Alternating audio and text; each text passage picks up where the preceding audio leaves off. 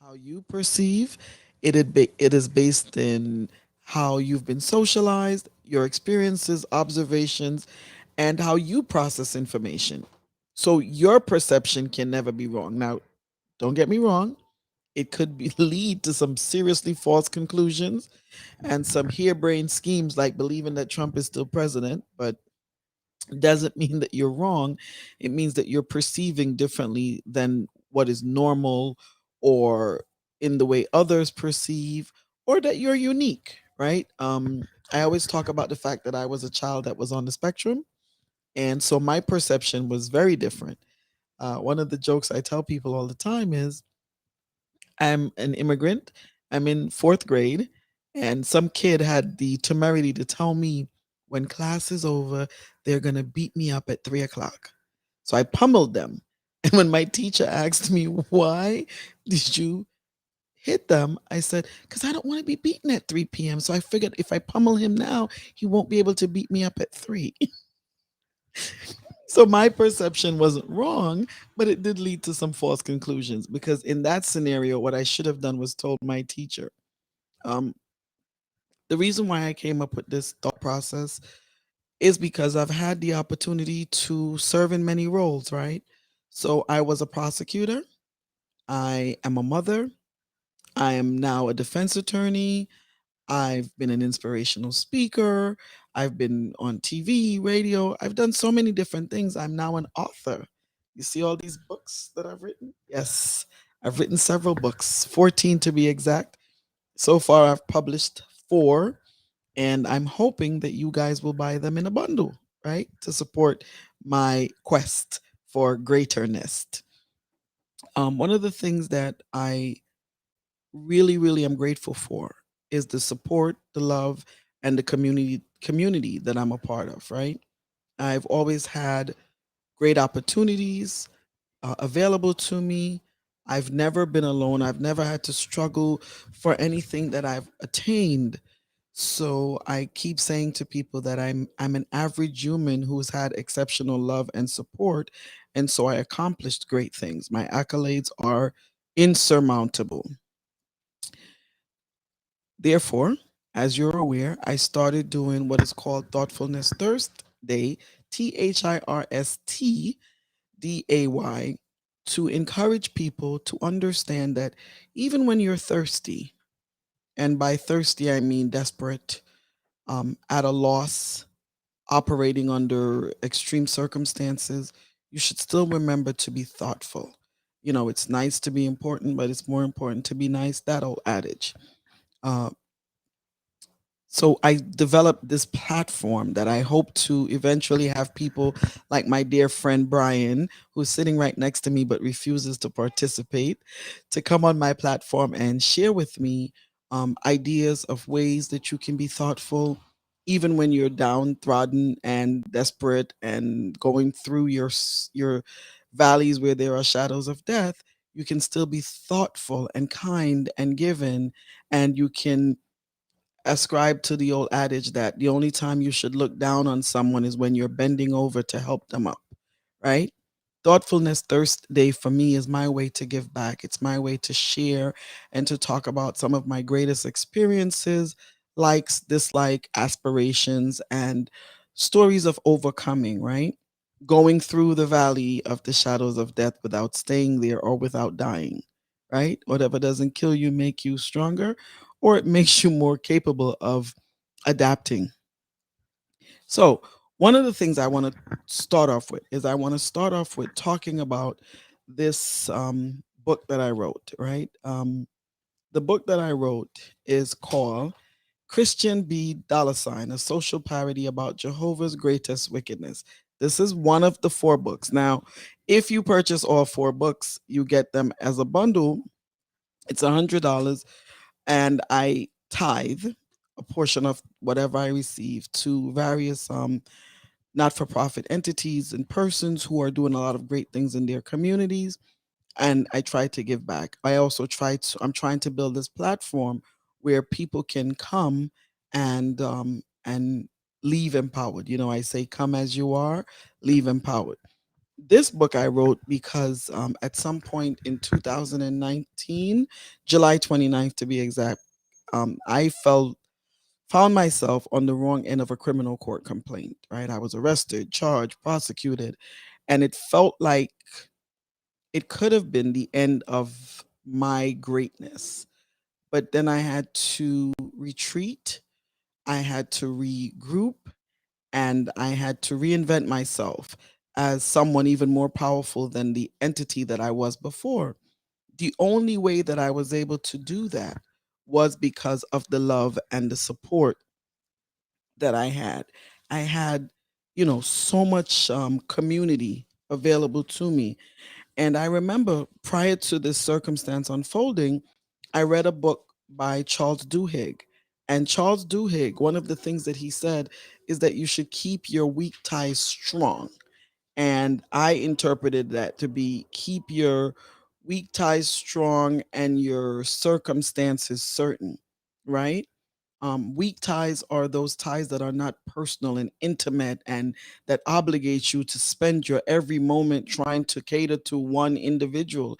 It is a tie that says, oh wow, I do know her and I can lend a helping hand, but I'm not going to um because I have her back, I'm not going to be the person that lets her ride my back, right? Until there's nothing left. That's what scorpions do. They let their offspring feed on them until they're a shell. We're not scorpions, we're humans. So we have to learn how to keep our ties weak, right? So that our circumstances can be certain. One of the examples that Charles Duhigg gives in his book, The Power of Habit, is he talks about how uh, people praise the idea of the civil rights movement on a particular individual without thinking about all of the resources that that individual had available to them and how there were so many other people whose names have not gone down in history that participated who refused to give up their seats or who started this practice of I'm going to protest this law until it's changed, but you don't really hear about them, you don't hear anyone talking about them because they weren't tied to various communities in the way that the one person who was eventually hailed as the person who refused to give up their seat uh, was. So, what you want to do, I suggest, is you keep your weak ties strong in order to have your circumstances certain by being a resource to others without depleting yourself and without abandoning your resourcefulness. So, one of the things that I talk about is um, someone might need money, right? You can't give someone your last and then be mad if when you need money, they don't reciprocate that kindness that you've shown because it was you who chose to give your last. They didn't ask you to, they asked for help. You have to learn how to give help and how to lend a helping hand without destroying yourself. And I wrote Christian B. Dollar Sign, a social parody about Jehovah's greatest wickedness because I wanted to express how I learned that lesson the hard way. I loved this person so much. I thought the world of her and I thought she could do no wrong. So if she had told me to jump off of a cliff, I probably would have, right? So what I did was rather than hating her, rather than blaming her for not reciprocating my kindness and my love and my dedication and support and commitment to her in the same way that I gave it to her, I thought to myself, I'm in charge of how I feel, and today I'm choosing happiness. And so I shut in for 30 days, 30 whole days, and I walked away being a published author of 4 books. Um, One of the things that I wrote in the introduction chapter is I encourage you to endure your children. Be patient, be loving, and kind to them always. I'm evidence that your efforts will pay off for the child, not you. When you're giving, you have to give without expectations. You have to give with the understanding being that giving is a form of abandonment. Whatever you're giving, you're letting go of. You're not expecting to have it returned. You're not expecting some kind of reciprocity, but instead you're letting go of a thing that you have no intentions to regain. So I'm going to read just an excerpt from what I wrote in the introductory chapter. I said, I was fortunate enough to grow up with four sets of parents and four sets of foster families for a total of eight separate households. God does not make mistakes, and God never gives us more than we can bear, as He provides all we need to succeed. Now, when I speak of God, some people become antsy and oh, she's a Bible thumper. No, I'm not. You can always supplement the word God for universe. You can always supplement the word Him for her, it, they, Akbar lot for poor, whatever you want. But you must believe in something. Because if you believe in nothing, then you're without hope, without aspirations, because there's nothing, right? Nothing from nothing leaves nothing. Um, I said there's a gospel song I like. It is by Marvin Sapp and it is called Never Would Have Made It. I never would have made it without my familial ties and or their influence over my life. My influences ran the gamut. I had a range from world renowned athlete to uncompromising Afrocentrist to intense intellectual to dominant area leader to militant Afro Euro Hebrew to uncompromising Irish radical revolutionary to dominant alpha female kingpin to devout Christian to evil genius to notorious gangster to uber loving child nurturer. You name it, I was exposed to the persona for a sufficient enough time frame for there to be a serious social impact. More importantly, I was never socialized in weakness, and thus I was never familiarized in fear. And that's really extremely important about being thoughtful. One of the greatest impediment to kindness and thoughtfulness is the thirsts that is never quenched because of fear, right? When you're afraid, you're thirsty for security, right? When you're afraid, you're thirsty for reassurance. When you're afraid, you're thirsty for comfort and all of the things that make people unafraid. As long as you're in that headspace, it is almost impossible for you to be kind, giving, available, resourceful for others. It is almost impossible for you to be a benefit to those who are even more fortunate than you. Because a lot of times we think that in order for us to benefit people, we have to be better off than them. And that is rarely ever the case, right? Um, it really is. Sometimes all any one of us needs is kindness. I can tell you that I'm an extremely accomplished and powerful woman, but if you hug me and tell me something kind, all of my cells light up. I feel it so deeply. I appreciate it so much, and it inspires me and encourages me to want to do more. One of the things that I try to practice always is to never let anyone speak anything negative over my life. If you say a word that's discouraging, I immediately say I rebuke you. Sometimes I curse you and tell you pure bad word. But my pastor tells me to stop cursing, so I'm trying endeavor best not to do so. Um, I went on to write. I am a strong believer that social antagonism is the worst form of oppression. The song I like by Marvin Sapp that is called "Never Would Have Made It" says, "Now I am stronger. I am wiser. I am better. So much better. I made it. I made it." I just awoke because I arrived at home from court after 5 p.m., pulled off all layers of my clothing, ate a steamed fish with some vegetables, and then rolled over and passed out. The reason why I did this is because I had a hell of a day. It was rough. I was fighting for someone who was facing life in prison. If I lost his case, we were on trial. He was charged with A2 felonies. If he lost that case, that judge would have sentenced him to life in prison. And after that day, I came home, and you know what I came home to? My uncle made me a steamed fish dinner. Now, he's not a lawyer. He doesn't have my accolades and educational background, but I promise you, that simple act of kindness that he thought to do on my behalf because he knew that I was in court all day and that I was under stress meant the world to me.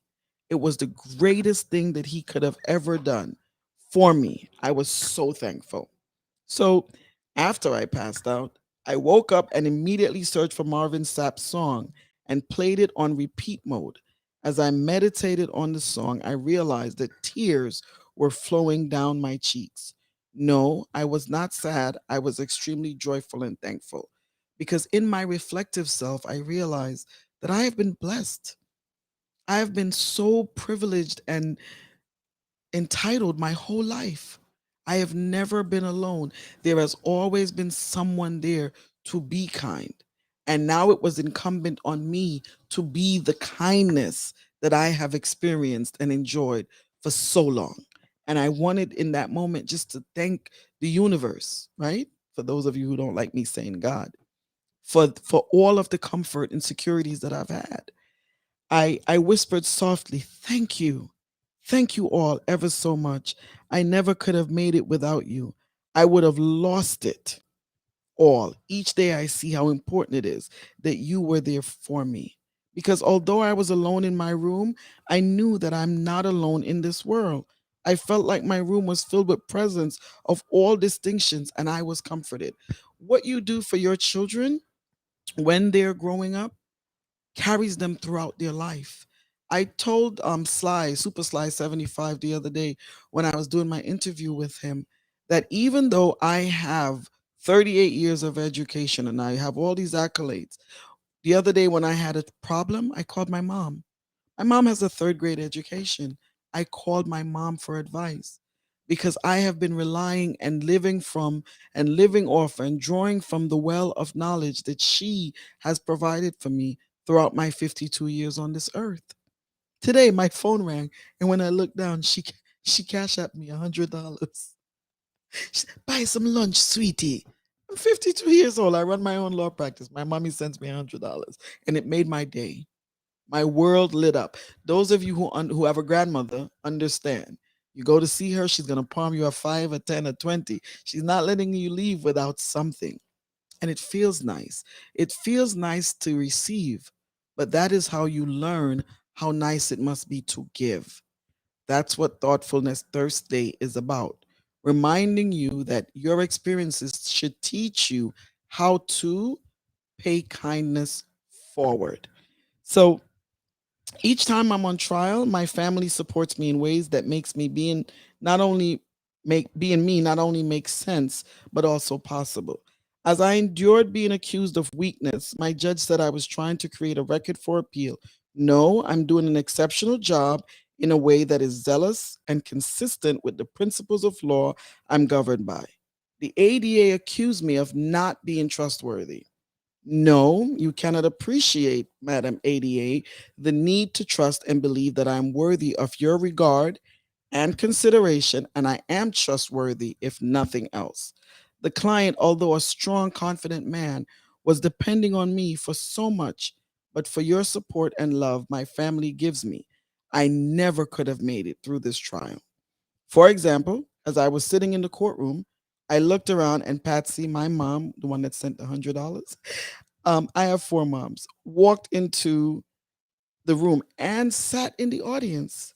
She gave me the thumbs up and put the middle finger up to the prosecutors, inconspicuously, of course. I smiled in satisfaction.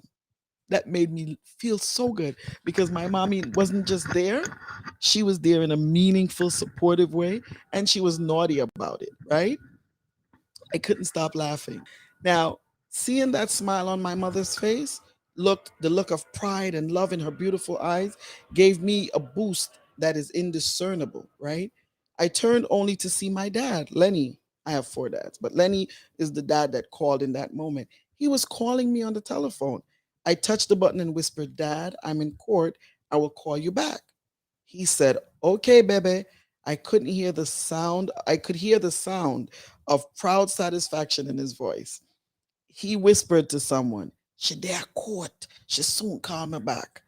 Jamaican colloquy for "she's at court. She will return my call soon." As I looked on my laptop to the top of the screen and in the lower right hand corner, there was an alert. My aunt, Doreen, I have many, many aunts, messaged me, "Love you, Ducky Ducky. I'm a whole defense attorney trying an A2 felony case in the middle of the Supreme Court with one of the greatest judges on the bench. And my aunt still refers to me as Ducky Ducky. She always called me her little ducky. You know why? Because when I was small, there was a guy, a hero character called Sandakan, and everyone loved Sandakan. And I decided that I was Sandakan, and they kept telling me that I couldn't be Sandakan because Sandakan is a boy. And my aunt said, if she want to be Sandakan, she can leave her. From now on, your name Ducky Ducky for Sandakan, right? And I became her little Ducky Ducky. And up until into my 50s, until she died, God rest my Aunt Doreen's soul, she always referred to me as that. And it meant something because it had positive memories from my childhood for me, right? Even the simplest acts of kindness can have an everlasting impact. Um, my Uncle Archie sent me a random message, "I love you." That meant so much. I'm sitting there. There's no one really there for my client. His sister comes now and again because she works. Sometimes my family members come in the courtroom, but we don't have anyone. But on the DA side, there are a lot of prosecutors and spectators, and the jury is seeing this. We're alone. So it feels really good to have someone, right? So my cousin Valletta, she messaged me an inspirational scripture. My little brother Michael texted me, "San, come get your food." I also missed a call from my sister Aishi. Aishi just called me to let me know that she loves me, right? My auntie Henry's Hines James also sent me a vase of red roses over the internet. That kind of love and support, I'm telling you, even if you've done nothing that anyone is going to brag about and say, "Oh, yes, she's a doctor." Oh, forget about all of that. Those titles come and they go. My friend Aaron Ward's grandfather was one of the greatest neurosurgeons in the country. And when I went to see him in the nursing home, he was pooping his pants and blah, blah, blah, blah, blah, blah, blah, blah, blah, blah. Okay?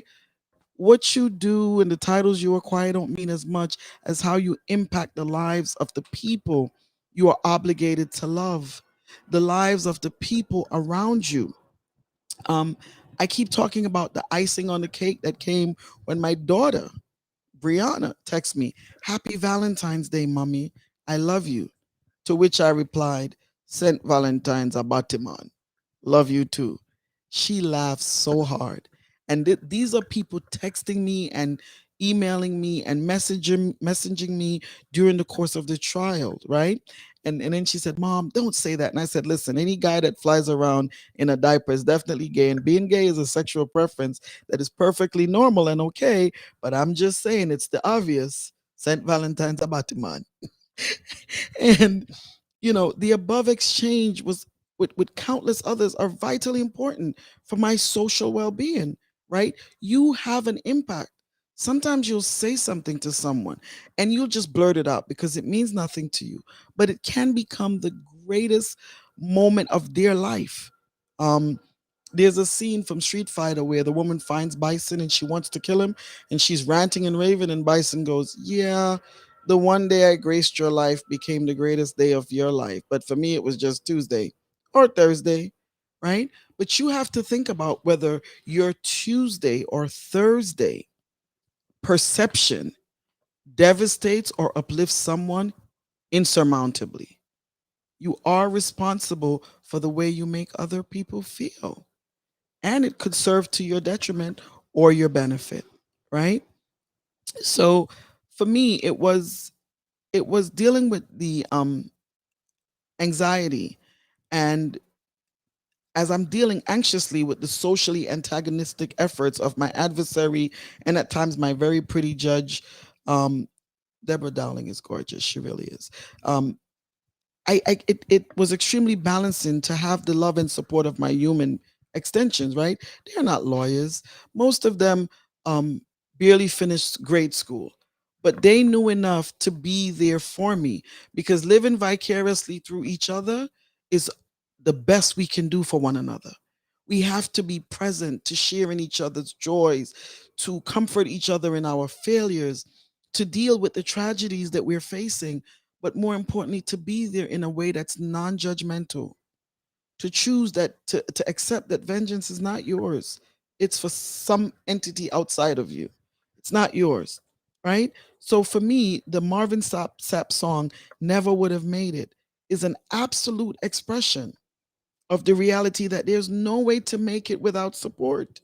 Each and every one of us has a need to be nurtured in some way, whether it's finding comfort in seeing the judge resolve to let you be you within limits, or to have an adversary acknowledge that there's greatness in you. Okay, that may be a stretch, right? Or just to see some glimmer of hope in your parents' eyes. Having people power is a necessity none of us can live without. So be a person who is thoughtful. Let your thirsts be quenched by the fact that you're pouring into someone else. And believe me when I tell you, karma has no expiration date. When it comes back to you stronger than when you released it. So make sure that the karma you're releasing is good. While your perception can never be wrong, don't let it lead you to false conclusions that causes you to compromise someone's happiness in a way that may be threatening to your existence. Um, I keep stressing that I would not be the woman you can all love effortlessly, but will never understand, but for the foundation of my family, unity, love, and support that I grew up with and am relying on and to pray to always have, right? When I had my trial in the Bronx, my mom was away and my brother was unavailable. I cursed him out actually, and we weren't speaking.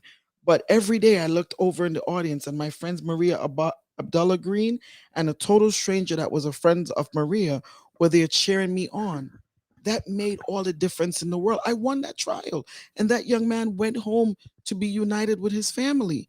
I want you to remember this, please. It is so nice to be important, but it is more important to be nice to the people you are obligated to love well. Because against this, there is no law, and there can never be laws against love.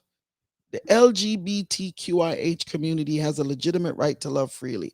I added the H for heterosexuals because there's a lot of us who we're not gay, we're not transgender, we're not bisexual or homosexual or queer or intrasexual, but we are heterosexuals who are not subscribing to or ascribing to or meeting the standards that mainstream heterosexuals set.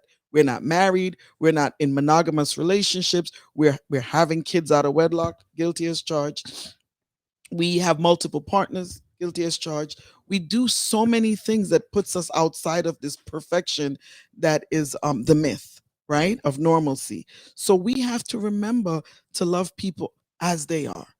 And I'm not promoting a circumstance where no one is accountable. I'm just explaining that sometimes the word accountability is used as a ploy to further the goal of controlling the masses, of pulling the wool over your eyes so that you're not paying attention to the real issues, the real social antagonistic platforms that are making it impossible for everyone to have a full and fair opportunity at happiness. I added the H for that reason. The reasoning is that separate can never be equal. Heterosexuals are often judged for their love choices. No one ever talks about this because it's presumed that if you're heterosexual, you're meeting the standard of the majority, of course. However, many heterosexuals are battling similar issues that lesbians, gays, bisexuals, transgenders, queer, and the intersexual are addressing openly and notoriously now. I want to ensure that none are left behind in the struggle for love equality, including myself.